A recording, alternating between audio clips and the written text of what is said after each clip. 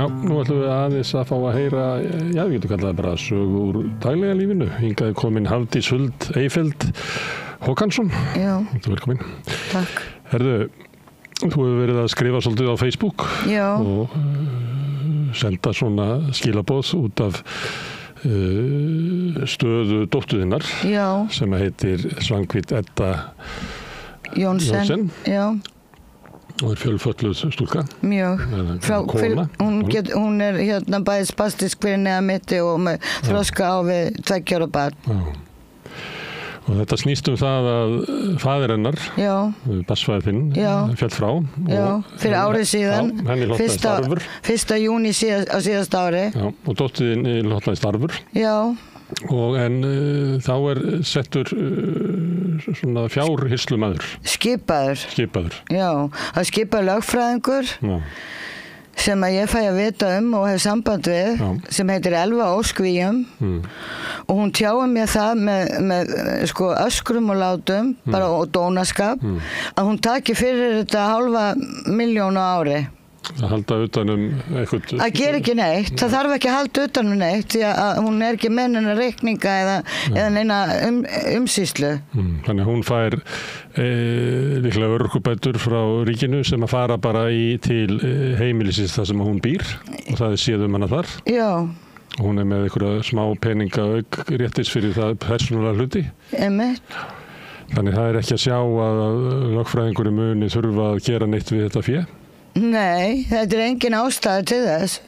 Ekki neitt. Hún þarf ekkert að gera þessi kona. Ekki neitt, nema að hirða peningana hennar. En af hverju fjárhaldsmaður skipaður? Varst þú, hver sjá hún? Nei, þetta kom úr óvæntri átt. Algjörlega. Mér á óvörum. Algjörlega. Hvaðan? Og ég bara heppin að ég sé stödd á landinu þegar þetta gerist. Ég búin að vera mikið erlendis. Ég fór í afmælið hennar 2. nóvember síðastliðinn og þá var mér sýnt þetta blað þessi mál að þessi gjörningur væri svona. Var það starfsmaður á heimilinu? Já, starfsmaður á heimilinu. Þannig hún hafði bara fengið bréf sett í posti? Já, þangað. Og hann var að sýna þér bréfi sem að dóttir hafði fengið? Já. Og þar kemur fram að hafi verið skipaður fjárhaldsmaður? Einmitt. En hver það, af hvaða kröfu það gert? Sýslumanns. En hver fer með það í sýslumann, það ef ég ekki fengið svar við hann og langar mikið til að vita og hvers vegna og eins og hún sagði, hún Vigdís Hauksdóttir lögfræðingur, hún sagði við mig Hafdís, maður veit aldrei hvaða átt árásirnar koma, skilurðu.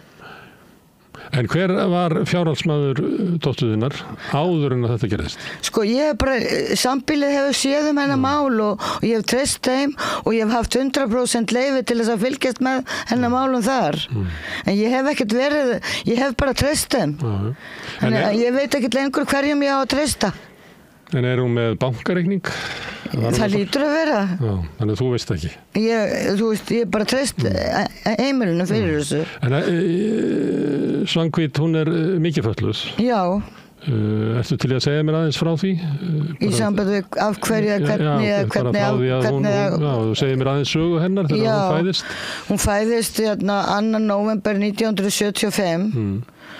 Og ég var þá búsett í Vestmannaeyjum en beðin að fara upp á land nei, það var því ég átti seinni. Ég eignaðist hana reyndar á Þórshöfn en ég stödd í Vestmannaeyjum þegar hún hvítvóðungur og þroski hennar sýnir það að hún hreyfir sig ekki eðlilega eins og unga börn og þroskast sem sagt að fara að skríða og kíkja á sér tærnar og svona. Svo ég leita til sjúkrahússins í Vestmannaeyjum og þá kallaði þeir á mig og segjast verða að fara með henni í rannsókn á Landspítala Íslands sem gert 1. desember það ár.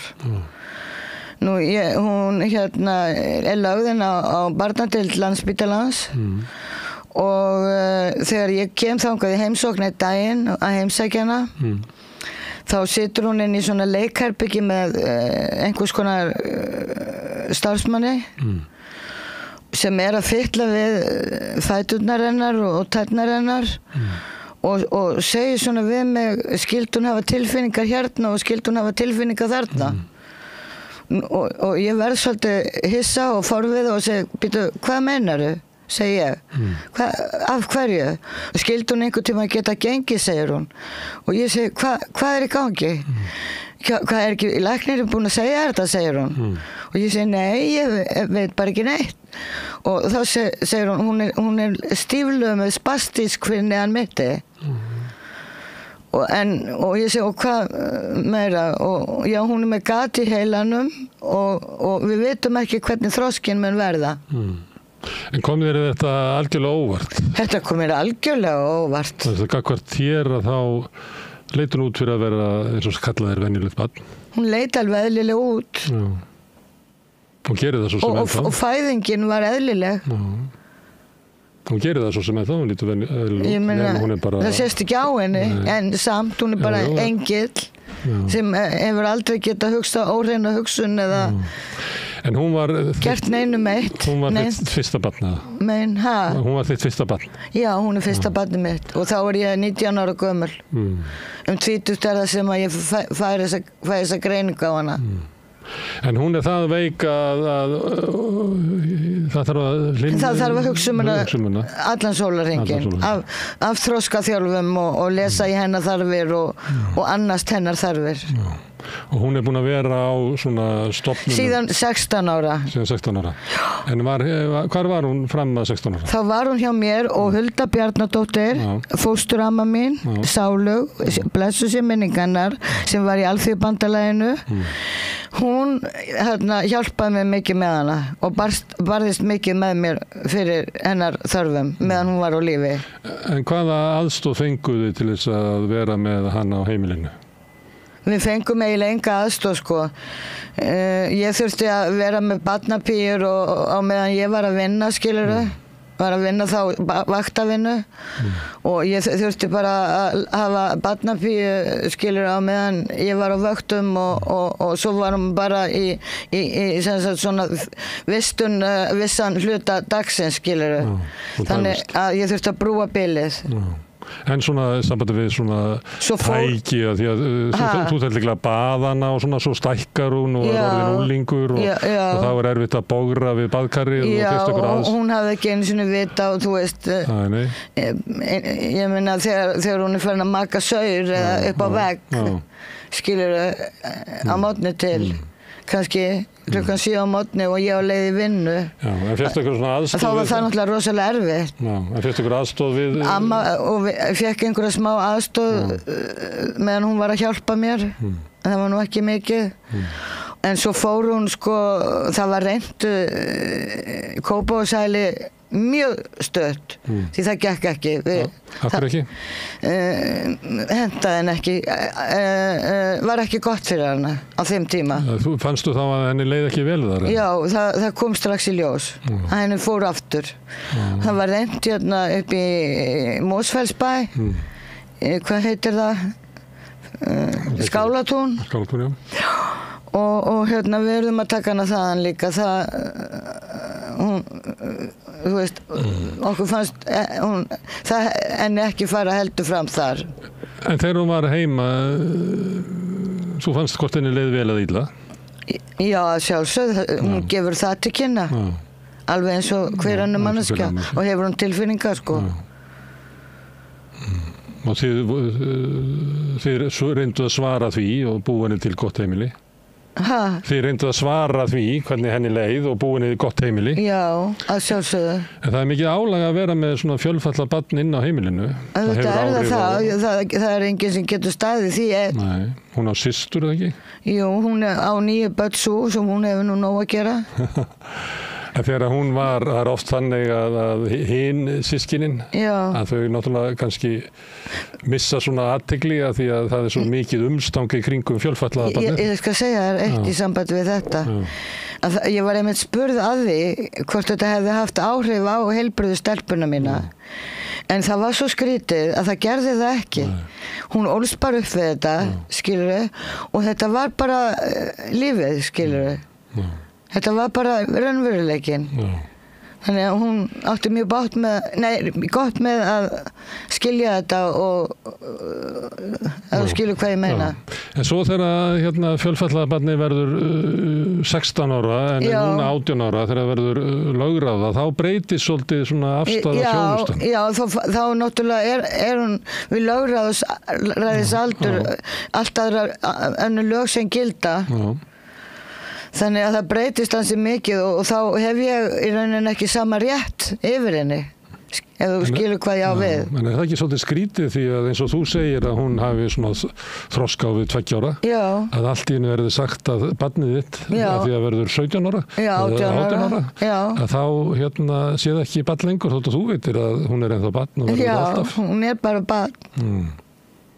Og er náttúrulega barnið mitt, en hún er bara barn.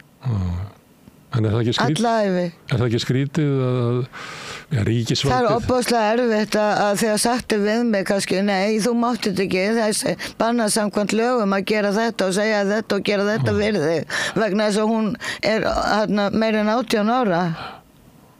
Þá, þú veist, kemur maður á lokuðum dyrum. En þegar hún orðin 18 ára, hver er þá svona hennar fulltrúi? Því að hún getur ekki verið það sjálf. Hún er með talsmann sem heitir Marja, sem er fyrrverandi forstöðukona á sambýlinu sem hún var á áður upp í Grafarholti. Ég ætla nú ekkert að fara að tala meira um hana, mér finnst hún nú ekkert hafa staðið sig of vel, ég að segja bara svona létt frá. Hún svo er til umboðsmaður fatlaðra sem er einhvers staðar út á Austurströnd með minnir. En þú, hvert er þitt hlutverk sem móðurinnar? Hvert er mitt hlutverk? Nú, ég get ekki gert nema bara að elska barnið mitt og bara koma í heimsókn? Koma í heimsókn og fylgjast með eftir bestu getu. Ég bað að gera Facebook síða fyrir hana til dæmis. Nú er hún orðin, hvað er hún ekki komin yfir 40? Hún var 49 ára annan nóvember. Já, hún er ná 50 aldri og krabbameinið hefur ekki aukist eftir að ég gat grátið út þetta geisla fyrir hana. Þannig að hún henni var hugað lífi í 1 ár en það eru komið 2 ár. Hvernig uppgötaðist krabbameinið? Það kom meinvörp undir andakrika og út frá því greindist hún með Hodgkins krabbamein, eitlakrabbamein. Og eftir að segja það að það hefði verið ekki tekin ákvörðun að gera neitt í því fyrir að þú þrýstir á og fengi geislameðferð? Já, og fyrir utan það að ég líka beðum að hún fengi mjög hollt fæði, skilurðu, því að ég er mikla trú á alls konar náttúrufæði fyrir líkamann. Það er á meðal gulrætur hráar sem dæmi, sem ég hef séð hafa gert kraftaverk fyrir krabbameinssjúka og eins ofnæmissjúkdóm. Þar sem ég veit til dæmi einstaklingur náinn mér hefur notað þá aðferð og læknast. Krabbameinið er ekki að vaxa? Nei, það stendur í stað. Guð sé lof. Og kannski hjálp minni líka. En að öðru leyti er hún, hvað myndur þú segja, heilbrigð? Já, líður henni vel? Henni líður vel, hún er ofboðslega kát, hún er gleðigjafi, allra sem annast hana. Það þykir öllum svo vænt hana og henni þykir svo vænt fólki sem annast hana og sýnir svo mikið kærleik. Það er öllum hollt að vera í návist við hana? Já, ég myndi segja það. Væri rétt bara mjög vel orðað. En svo það sem þú ert ósátt við núna er að hún fær henni arf og þá er skipaður fjárhaldsmaður. Hann tekur, það er ekki sýnilegt að hann þurfi neitt að gera við þessa peninga. Nei. Þannig að þeir munu verða bara ykkur í bók nema það verður tekið fyrir. Nei, það brennist upp 500.000 ári. 500.000 ári. Já. Má ég spyrja hvað þetta er háu upp að, veistu það? Já. Ég vissi það ekki en ég talaði við hálfsystur hennar í Bandaríkjunum sem heitir Ásgerður Jóhannesdóttir og býr þar og er gift og í háskóla og hún gaf mér upp töluna 10 milljónir cirka bát sagði hún þannig að 500.000 er svolítið stórt hlutfall af því. Já. Það er ólíklegt að sjóðurinn ávaksti meira það. Hann getur ekki gert það. Nei. Hann getur ekki gert það. Já. Það er útilokað. En hvað heldur, er hægt að segja það hvað Svanhvít myndi vilja gera við þessa peninga? Já, við vitum til dæmis margt sem Svanhvít hefur ánægju af, eins og hún kom einu sinni í heimsókn til mig til Svíþjóðar með starfsmönnum þegar ég bjó þar með drengina mína. Og hún myndi hafa ánægju að fá að fara með starfsmönnum og kannski nánustu til dæmis í sólarlandaferð sem dæmi og fá að njóta þess eins og annað fólk. Hún geti haft ánægju af að eiga eigin bíl og vera, því hún hefur til dæmis gaman að fara í bíltúra, finnst ofsalega gaman að vera í bíltúr og það er eitt og annað sem hún hefur ánægju af. Og kannski veitir ekki af að fá meiri tilbreytingu í sitt líf. Alls ekki. Hún hefur núna efnaði. Já, að sjálfsögðu, þá finnst mér hún ætti að hafa rétt á því. En ef að þú myndir nefna það við fjárhaldsmannin að hvort það væri ekki snjallt að hún færi til tenni mjólin, hvað kemur út úr því? Ég hef ekki látið á það reyna en þá. Nei, ég hef bara haft nóg í þess að snúast þessa dagana. En þú upplifir það ekki að fjárhaldsmaðurinn, lögfræðingurinn hafi svona innsýn inn í það hverjar eru langanir í Svanhvítar? Nei, mér sýnist hún vera bara ísköld. Hún þekkir hann ekki neitt, sko. Ég held hún hafi aldrei séð hana. Herðu, Hafdís, takk fyrir að koma hérna og segja okkur þessa sögu. Þetta er bara mjög mikilvægt að við fáum svona innsýn inn í hvernig lífið getur verið í þessu kerfi sem við höfum búið til. Já, sem á að vera kerfi sem á að halda vel utanum okkur öll. Já, og styðja þá sem minna mega sig. Helst þá. Já. Það tekst ekki alltaf. Kæra þakki og gangi vel í baráttunni. Þakka kærlega fyrir sömuleiðis. Takk. En við ætlum að vera hérna áfram við rauðaborðið og snúa okkur að næsta máli. Allir þættir samstæðvarinnar eru fáanlegir á öllum helstu hlaðvarpsveitum. Þarftan að tala borgarfulltrúa. Borgarfulltrúar Sósíalistaflokksins eru með viðtalstíma alla mánudaga klukkan 13:30 til 14:30. Það þarf ekkert að bóka tíma, endilega kikið við í Bólholt 6, 105 Reykjavík. Sósíalistaflokkurinn vill að húsnæðiskerfið hætti að vera leikvöllur braskara. Meira stefnuna inn á xjóð.is. Allt það besta er ókeypis. Fáðu þér vatn að drekka.